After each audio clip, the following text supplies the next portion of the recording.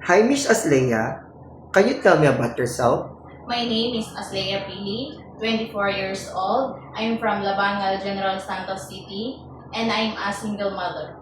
Do you have kids? Yes, I have three, aged 4, 7, and 9 years old. Who will take care of your children if you come to Hong Kong? My mother.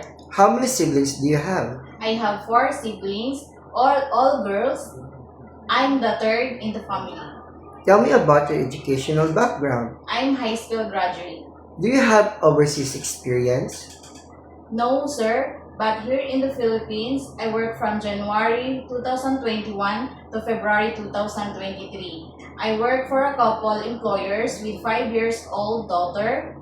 I did all around household chores like cleaning, cooking, laundry, ironing, and taking care of their children. Did you finish your contract? Yes, sir. How would you describe yourself?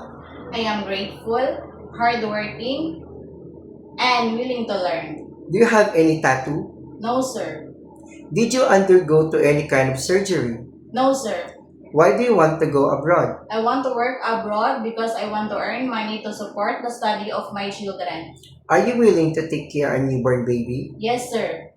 Could you sing me a nursery song? Yes, sir. Rain, rain, go away. Come again another day. A little baby wants to play. Rain, rain, go away. Are you scared of cats or dogs? No, sir.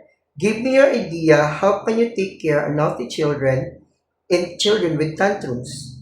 I want to talk to them in a calm voice. Say something to your future employer to hire you. To my future employer, if you are going to hire me, I promise to finish my contract and extend if you need me. I will treat you like my own family.